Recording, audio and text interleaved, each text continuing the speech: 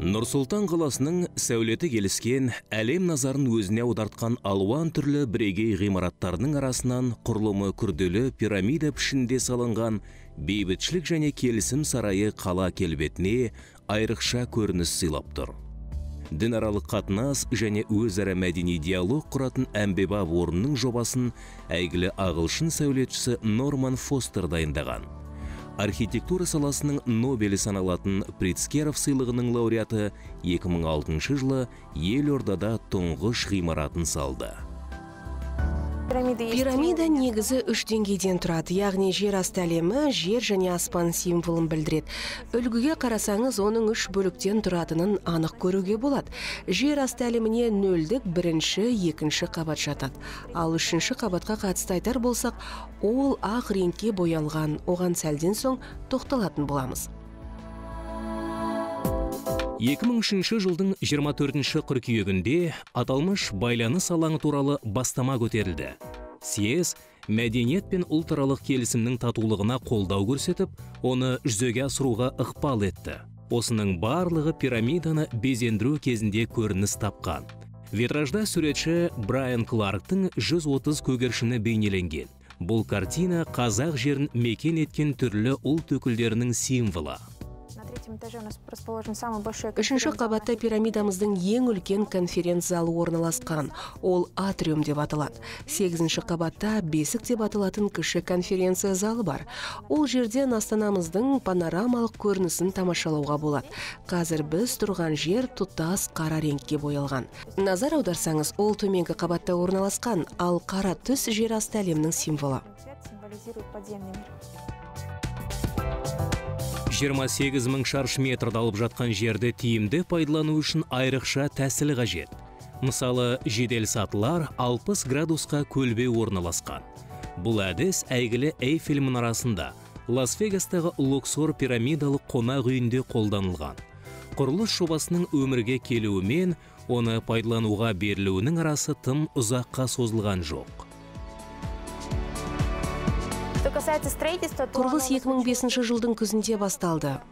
Жобаға 2000 түрлі ұлт өкілдерінен тұратын құрылысшылар атсалысты. Ғимараттың негізі болаттан құйылған. Металл құрылымның жалпы салмағы 5100 тонна.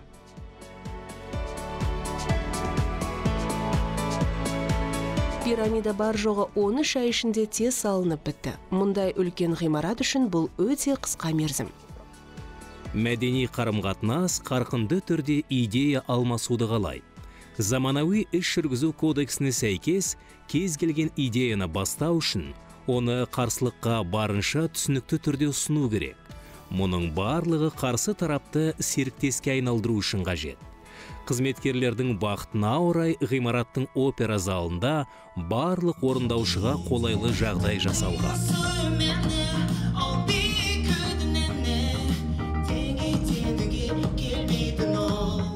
Біздің опера залымыз 1302 орынға шақталып салынған. Яғни оның ішінде партер, бель-этаж, 1-ші және 2-ші балкон бар. Бұл жерден кез келген күрделі концерттерді, опера және балет қойылымдары мен кино көрсетілімдерді көруге болады. Сарайдың ашылуына орай 2006 жылдың 1-ші қыркүйегінде опера залында Монсеррат Кабалье өнер көрсетті. Тек табиғи материалдан салынғандықтан дыбыс жақсы естіледі. Бізге келіп өнер көрсеткен опера әншілерінің барлығы жоғары бағалап жатады. Бұл жердің акустикасы мықты болған соң олар микрофон қолданбайды. Залдың кез келген бұрышында отырып әртістің дауысын өте жақсы естисіз. Келіссөздер орталығының ультра заманауи имиджін сарайдың ең үлкен залы атриум жандандырып тұр. 3069 шаршы метрді алып жатқан ауқымды кеңістік асыл мәрмәр тасымен, әппақ түсімен ерекше әсер қалдырады. Зал 500 жанға шақталған.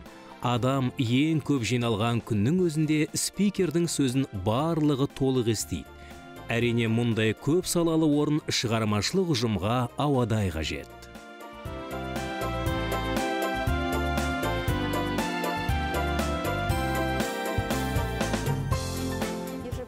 оперном зале, да, мы принимаем Ассамблею народа Казахстана. Концерты, постановки оперы и балета. Жыл сайын опера залында Қазақстан халықтарының ассамблеясын қабылдаймыз. Кинокөрсетілім, концерттер, опера және балет қойылымдары, съездер мен сессиялар болады.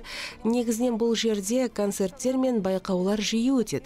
Олардың барлық бағдарламасын, афишасын біздің сайтымыздан көре аласыздар. Міне, мына көк әйнектердің іші осылай ашылады. Сол кезде опера залына күн сәулесі түседі.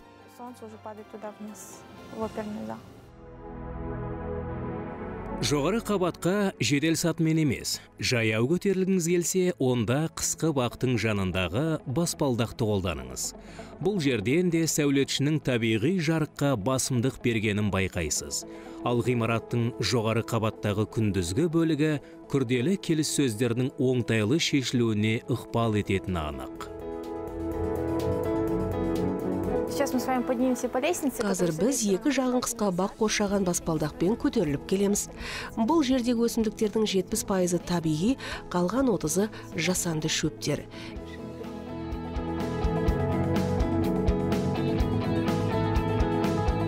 Екі баспалдаққа назар аударсаңыз, олардың қиылыспайтынын, бірақ екеуі де пирамиданың төбесіне алып баратынын байқайсыз.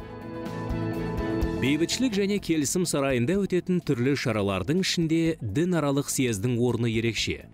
Дәл осы съездің жан-жақты қамтылған бағдарламасы ғимараттың бар мүмкіндігін қолдануда. Өсімдіктер Голландиядан әкелінген. Айтпақшы, мына жерден 3-ші қабаттағы атриум залы көрінеді. Бұл жерге 100 адам сиятындықтан шағын конференциялар мен съездер ұйымдастырылады. Шараға келген барлық делегаттар мен қонақтар 3-ші қабаттағы үлкен конференция залына жиналады. Әлемдік және дәстүрлі дін көшбасшыларының съезді біздің сарайда өтетін ең негізгі шара. Ол 3 жылда бір рет ұйымдастырылады. Ең алғашқы съезд 2003 жылы Салтанат сарайында өтті. Кейін 2006 жылы съездің 2-ші шақырылымы болып, бейбітшілік және келісім сарайында ұйымдастырылды. Мемлекеттің тұңғыш президенті көтерген бастаманы әлемдік қауымдастық жылы қабылдап қолдау білдірді. Қазақстан астанасына келіп, диалогты жақтаушылар қатарында әлемдік діни көшбасшылар мен өз сенімдерінің белсенді өкілдері бар.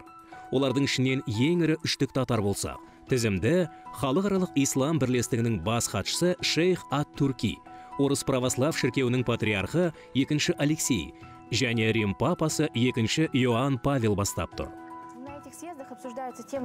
Бұл съезде тек дінге қатысты тақырыптар талқыланады. Себебі бұл қазір жаһандық мәселеге айналды. Міне осы съезге қатысушылардың барлығы барша дін өкілдерінің тату болуын көздейді. Жайлы өмір сүру үшін әрбір діни мәдениет салыстырмалы түрде жан-жақты еркіндікті талап етеді. Яғни барлық жағынан бостандықты қалайды. Бақытымызға орай, Астананың кең көшелері мешіт тұжырымдамаларын жүзеге асыруға мүмкіндік береді. Сұлтан мешіті бір мезгілде 12 000 адам емін-еркін сыйып кетеді. Ал енді мына айт күндері, жұма күндері халық көп келеді. 13-14 000 адамда осы 3-ші қабаттары ашылады. 3-ші қабаттағы коридорларын барлығын қосқанда 13-14 000 адам емін-еркін сияды.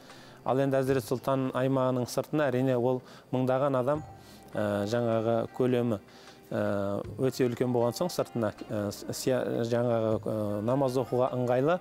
Біз айт намаздарында осы қосымша 5000 шаршы метр осы жайнамаз төсейміз. Осымен қатар 1000 машинаға көлікке арналған, автокөлікке арналған автотұрақ қарастырылған, 11 гектар бау бақшасы бар. Қала тұрғындарының арасында Әзірет Сұлтан мешітінің құндылығы жоғары бағаланады. Әуел бастан мешіт тұжырымдамасы халықпен тығыз қарым-қатынас орнатуға ыңғайлы етіп ойластырылған. Ол тек құлшылық орны емес, сонымен қатар мәдениет пен білімнің қайнар көзі. Осымен қатар бізде теле, радио, студия жұмыс жасайды. Муслим кездет сайты, екі тілде портал жұмыс жасайды. Және кез келген адамдардың отбасылық мәселе болсын, діни, сенім, әртүрлі қиыншылықта қалған адамдарға кез келген уақытта қолдау көрсетуге, оларға кеңес беруге біз дайынбыз. Осымен қатар Әзірет Сұлтан мешітінде тұңғыш рет елімізде тәулік бойы жұмыс жасайтын колл орталық ашылды.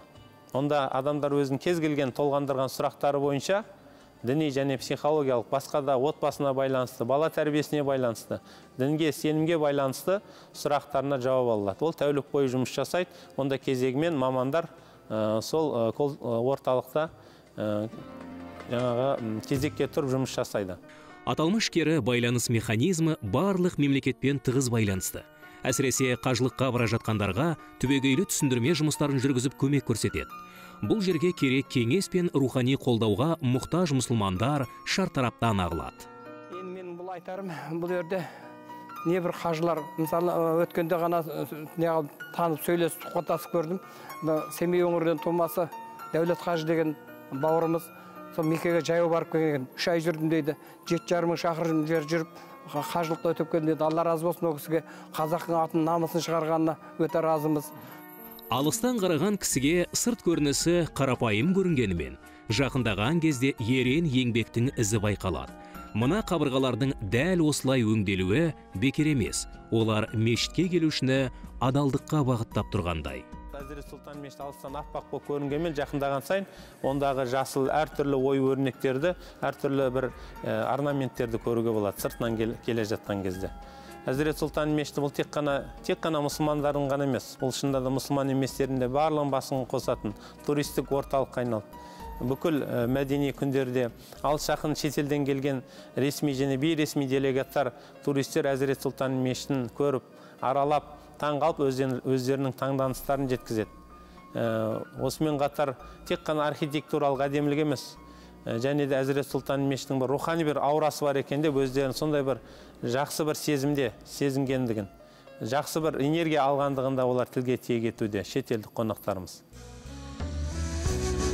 Бұл жерде мұсылман мемлекеттерінің барлық ресми өкілдері қолтаңба қалдырған.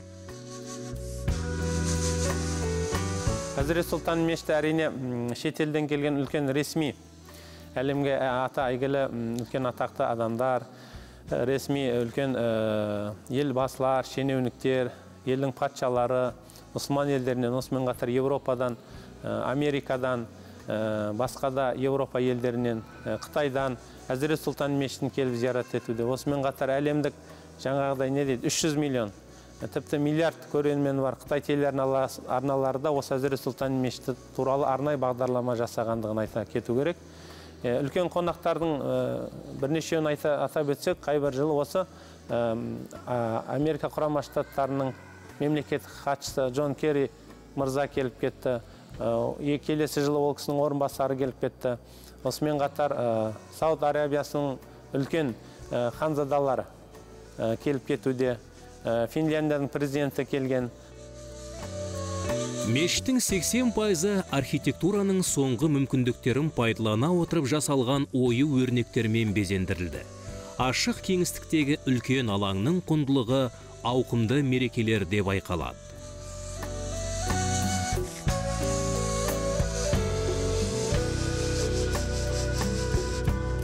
Жоба архитектурасы көне сәулет үлгілерін айнытпай қайталаған.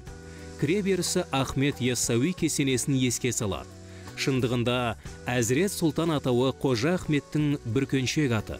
Әзірет құрметті деген мағынаны білдірсе, ағартушылық еңбегін бағалап, сұлтан деп дәріптепті. Мен енді бұл Қазақстанның біраз жері болмаса да бір көп қалаларында болып жүрмін.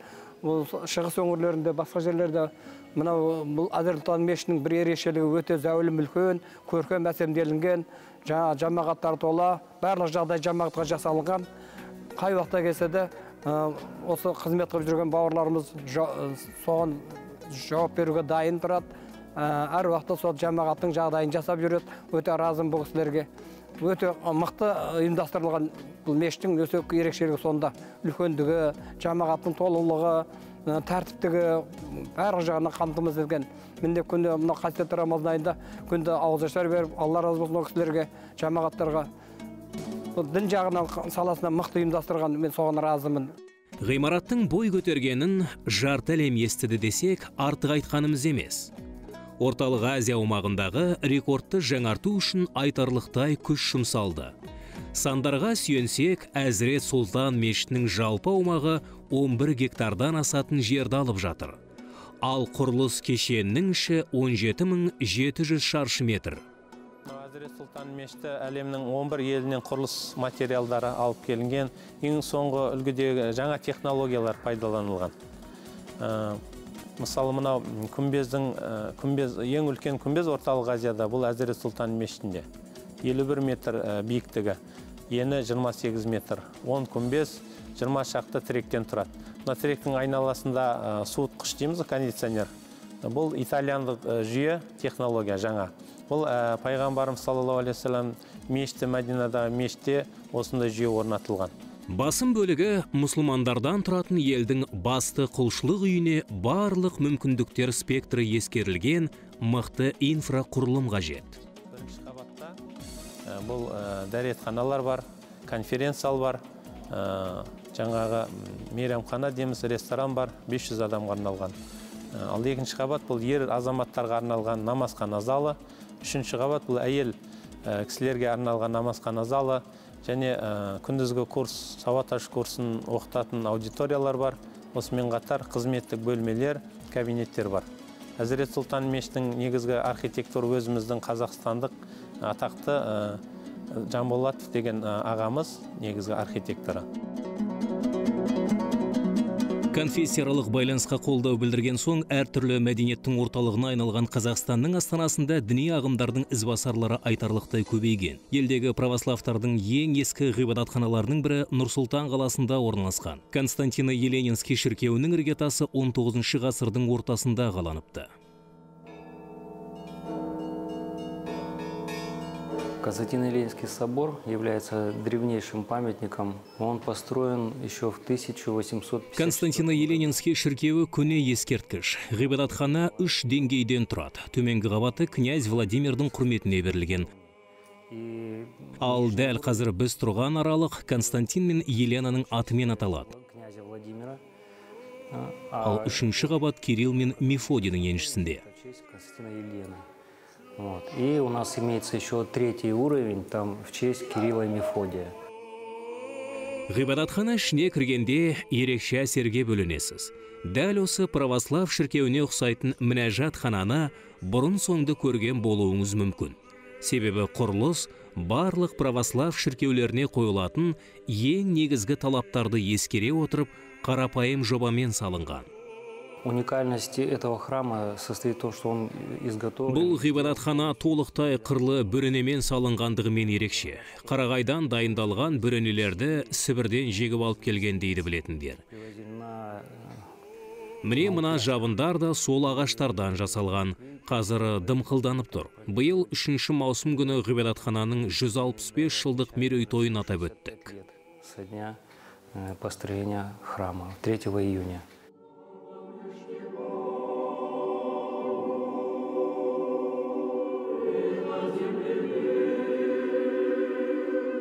Константино-Еленинская церковь, в которой мы сейчас находимся, раньше стояла на месте.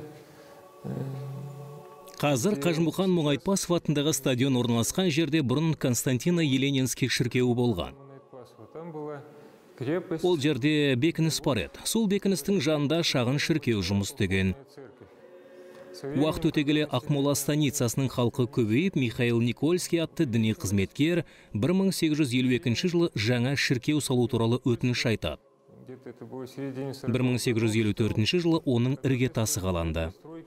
В 1852 году, в 1854 году был заложен фундамент, на нем из жженого кирпича выстроен цоколь.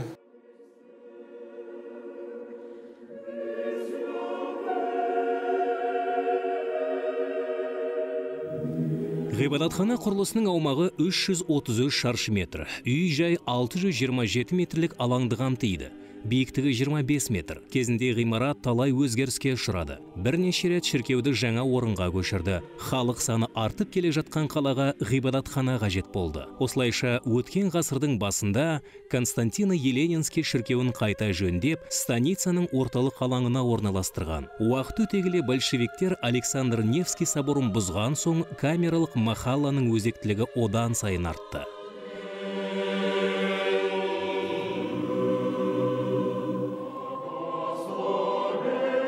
так как Акмолинск был тогда крупной такой железнодорожной станцией, куда привозили целые эшелоны этих вот людей, репрессированных. Ол кездері Ақмола ірі теміржол станциясы болды. Мұнда репрессияға ұшыраған адамдарды алып келетін. Қудаланғандардың жаны тынышталып, адамдардың қолдауын, Құдайдың көмегін сезінетін жалғыз жер осы шіркеу еді. Намолены вот их скорбными молитвами. Үлкен шаһардан жан тыныштығын табу ерекше қуаныш. Сондықтан мазасыздықтан арылғысы келгендер Константино Еленинский шіркеуіне барады. Бұл шіркеуге көптен бері келіп жүрмін. Я давно знаю этот собор. Мына дуалдар маған жақсы таныс. Ол әрдайым тыныштық, береке мен жақсы көңіл күй сыйлайды. Бұл жерден тазарып, қуанып әрі разы болып шығасың. Счастливый, довольный. Нұр-Сұлтандағы католиктер ғибадатханасының жұмыс істеп келе жатқанына бірнеше жыл болды. Бұл жерге католик шіркеулерінің басшысы ат басын бұрып, ерекше есте қалатын кездесу ұйымдастырған еді. 2001 жылы қарапайым мінәжатханаға король Иоанн Павел Войтыла папасы келді.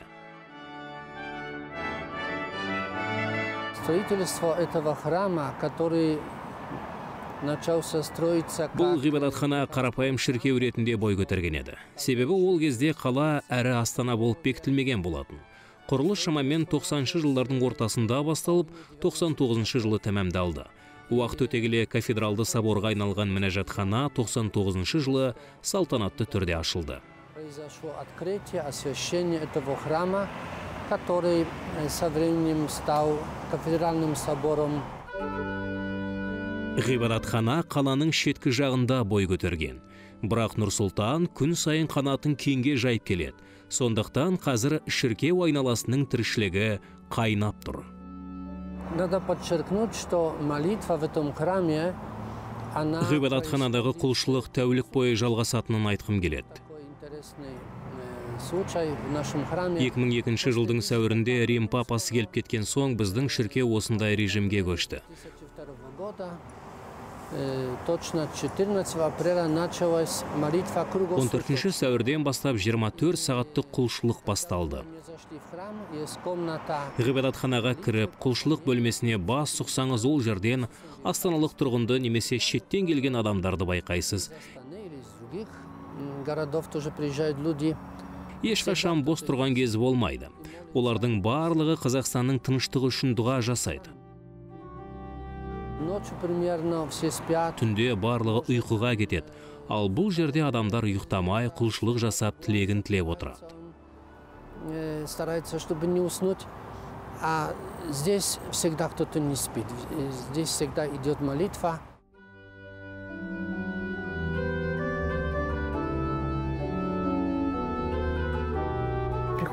Міне осы жерге келіп, жаның тазарып, жеңілдеп қаласың әрі, Құдайға жақындай түсесің. Томаш Пета өз келушілерін ұлтына қарап бөлмейді. Әлемдік діндер көшбасшыларының дәстүрлі съезінің нәтижесі ретінде түрлі діни тұжырымдамаларға шынайы қолдау көрсетіп келеді. 6 раз происходили в столице Казахстана. Я лично считаю это очень... Осымен Қазақстан астанасында 6-шы рет өтіп жатыр. Жеке басым бұл шараның маңызы өте жоғары деп білем. Кто прав, но сам факт, что разные... Біз ол жақта Құдайға қатысты сұрақтарды талқылап, кімдікі дұрыс деп дауласпаймыз. Ақ пейілімізбен серіктес болу үшін дос, бауыр, қарындас ретінде кездесетініміз белгілі. Бұл үшін Қазақстан Республикасына алғыс айтамыз. Берекелі, бейбіт өмірден ажырамайық. Тілі мен діні бөлек, алайда жүрегінде сенімі бар жандар Қазақстан астанасын әлемге көз тігіп, жер бетіндегі барша халықтың тату тәтті өмір сүруін тілейді. Дүние жүзіндегі барлық дін өкілдерін бір жерге біріктіретін ортақ конфессия бұрын соңды болмаса, оны ойлап табатын уақыт келді. Сындарлы диалогтың өрлеуін, адамзат өміріндегі рухани байлықты өзара түсінісіп, жан жақты дамуға мүмкіндік беретін кездесуді әрбір 3 жыл сайын өтетін әлемдік және дәстүрлі дін көшбасшыларының съезінен көре аласыз.